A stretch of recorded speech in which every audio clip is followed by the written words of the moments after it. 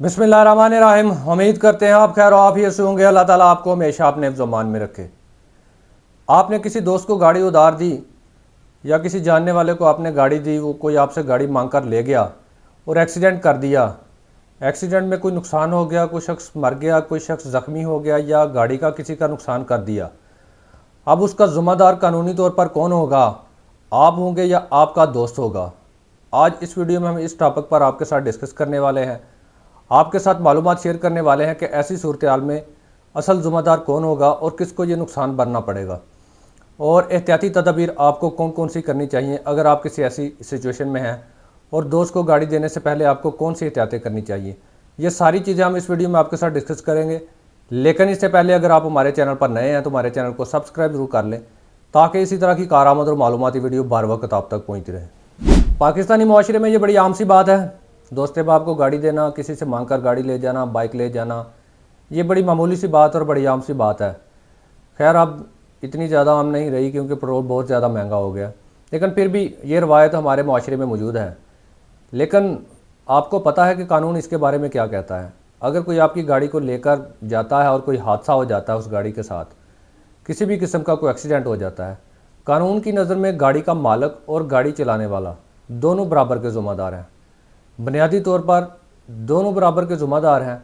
आगे फिर तयन किया जाता है, आगे फिर देखा जाएगा कि असल ज़िम्मेदारी किसकी थी और असल नुकसान किसने भरना है, मालक ने भरना है गाड़ी के या जो ड्राइव कर रहा था उसने भरना है। याद रखें, जब भी कोई हादसा होता है, ड्राइवर मौके से भाग गया है या जो भी सूरत हाल हुई है, लेकिन पुलिस जो है वो फौरी तौर पर गाड़ी की रजिस्ट्रेशन नंबर से गाड़ी के मालक तक पहुंचती है। जो पहला काम वो करते हैं वो फौरी तौर पर गाड़ी के मालक तक पहुंचते हैं और उससे रब्ता करते हैं और उससे तफ्तीश करते हैं।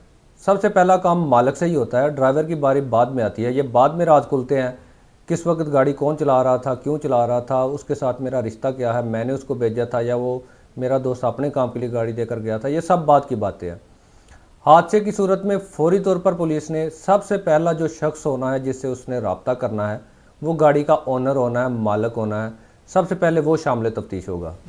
अगर तो हादसा मामूली है जिसमें कोई जानी नुकसान नहीं हुआ, कोई शदीद ज़ख्मी नहीं हुआ, सिर्फ माली तौर पर गाड़ी का नुकसान हुआ है, फिर कोई इतनी बड़ी बात नहीं होती, फिर कोई इतना ज़्यादा आपको पापड़ नहीं बेलने पड़ते और इतना ज़्यादा पेचीदगियों का सामना नहीं करना पड़ता। अमूमन जो है वो माफ़ी तलाफ़ी हो जाती है, पार्टीज़ के साथ एडजस्टमेंट भी हो जाती है, मालक को छेड़े बगैर जो है वो ड्राइवर के साथ ही मामला सेटल कर लिए जाते हैं, वहाँ पर मालक की ज़रूरत नहीं होती। लेकिन अगर हादसा संगीन हो जाए, खुदा न खास्ता को फौत हो जाए वहाँ पर, या कोई इस शदीद किस्म का ज़ख्मी हो जाए, फिर क्या सूरत हाल बनती है? अगर मौके पर कोई जानी नुकसान हो गया है या कोई शदीद किस्म का ज़ख्मी हो गया है, किसी का कोई अज़ाज़ आया हो गया है या कोई पाज हो गया, कोई माजूर हो गया, किस तरह का हादसा हो गया, तो फिर आपके लिए बतौर मालक गाड़ी के ख़तरनाक सूरत हाल है। आपको केस भी भुगतने पड़ेंगे, आपको अदालतों के चक्कर भी लगाने पड़ेंगे और आपको साल साल की कानूनी पेचीदगियों का सामना करना पड़ेगा। मालक जो है वो ड्राइवर की निस्बत ज़्यादा इस चीज़ को फेस करता है और ज़्यादा उसको जवाब देना पड़ता है और ज़्यादा अपनी सफाइयाँ देनी पड़ती हैं कि मेरा कोई कसूर नहीं।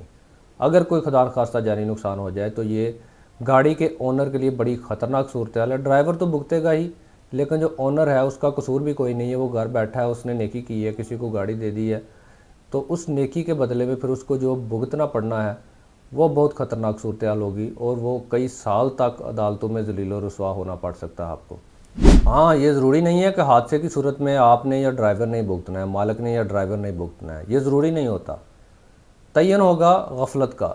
अगर आप बिल्कुल ठीक जा रहे हैं, आपका कोई कसूर नहीं है, आपने कोई ट्रैफिक रूल्स की वायलेशन नहीं की, आप अपनी साइड पर बेहतरीन तरीके से जा रहे थे, आपने कोई ओवर स्पीड नहीं किया, अपनी गाड़ी को किसी किस्म का कोई आपने रूल नहीं तोड़ा और दूसरे बंदे की गलती की वजह से एक्सीडेंट हो गया है, तो फिर आपका कोई कसूर नहीं है, बल्कि उल्टा आपको आपके नुकसान को पूरा किया जाएगा और आप उल्टा केस उसके ख़िलाफ़ कर सकेंगे जो गलत साइड से आ रहा था या जिसने गलती की और जिसने ट्रैफिक रूल्स तोड़े और जिसने हादसे का जो सबब बना।